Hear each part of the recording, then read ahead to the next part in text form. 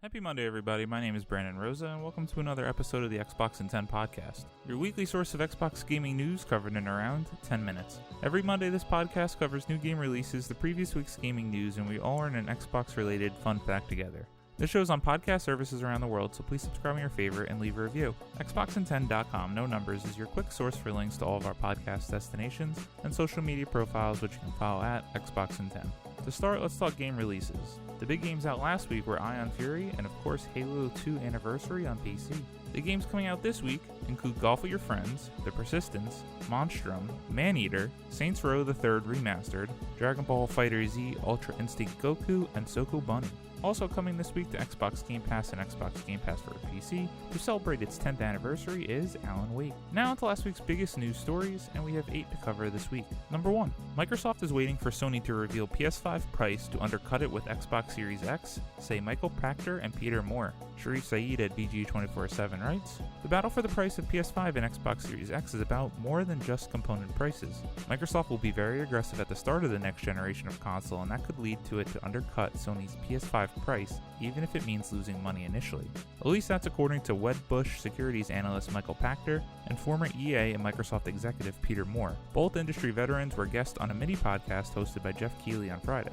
Pachter suggested that Microsoft will be waiting for Sony to make their first move before the company announces a cheaper Xbox Series X. The analyst says the console could end up being $100 cheaper than PS5.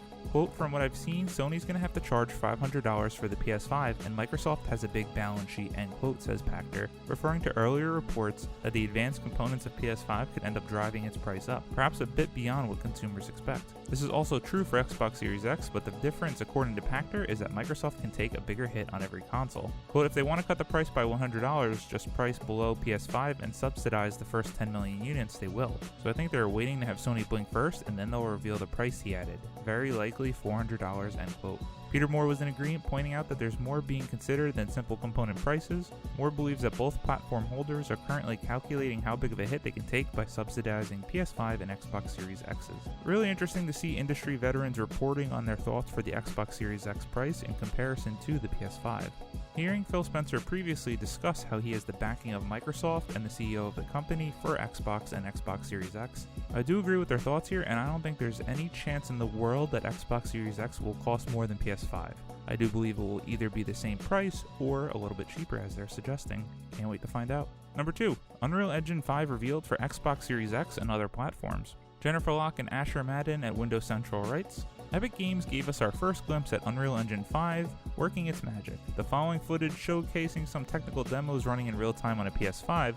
Since the Xbox Series X is around 2 to 3 teraflops more powerful than the PS5, we can probably expect better effects on Microsoft's machine. The demo is meant to demonstrate 2 core features of Unreal Engine 5, known as Lumen and Nanite. Lumen is a fully dynamic global illumination solution that immediately reacts to scene and light changes, according to Epic. Game's Nanite is a virtualized micro-polygon geometry that allows artists to create incredible geometric detail.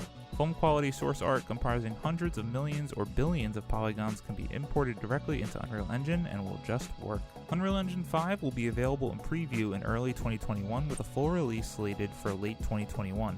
It'll support next-generation consoles, current-generation consoles, PC, Mac, iOS, and Android. Unreal Engine 5 is being designed with forward compatibility in mind, so projects created in UE4 can be moved to UE5 when ready. I highly recommend everyone going to watch this tech demo of Unreal Engine 5. It was beautiful to look at, and it was probably the second time I really felt like I saw the next generation, right after Hellblade. Number 3. Phil Spencer, impact of COVID-19 on games will be felt in 2021. Matt Purslow at IGN writes, Xbox boss Phil Spencer has said that while things are looking good for the games this year, we will see the impact of COVID-19 on the industry in early 2021. This is due to important areas of game production having stopped work entirely during quarantine. In specific, Spencer refers to motion capture and audio recording work, which requires staff to go into recording studios. Talking to Business Insider, Spencer said, quote, mocap is just something that's basically stopped. We're not going into mocap studios, end quote. Quote, if you had all your animation captured and you're doing touch-up in more individual art production and in areas like textures and other things, you're in a better position, end quote, he explained. Quote, if you're waiting for a lot of either large audio work, when it's with symphonies and other things, or mocap, you are held up right now, and you are making progress in areas that you are. End quote. For many games set for release this year, motion capture and audio work will have been carried out before the pandemic. However, for games set for release in early 2021 or beyond, quarantine has meant work on these elements has simply had to be indefinitely postponed. Spencer points to sports games like Madden and FIFA as to where we could see disruption, as these games are released annually. Months of lockdown in 2020 could have a big impact on their 2021 release schedules. I wanted to highlight this news story as it was an area I oversaw it being impacted by COVID-19.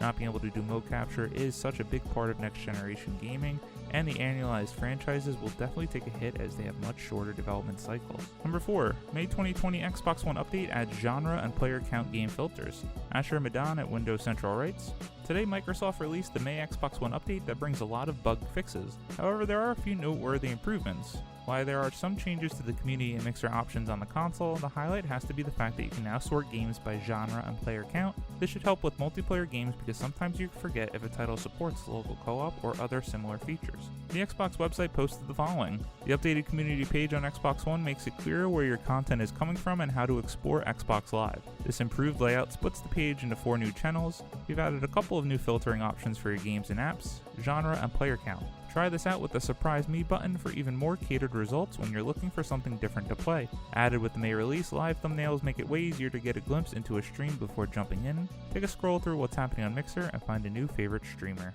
A cool note to highlight for the May update as we're all stuck at home, that you can now sort games by player count to find games that support local co-op.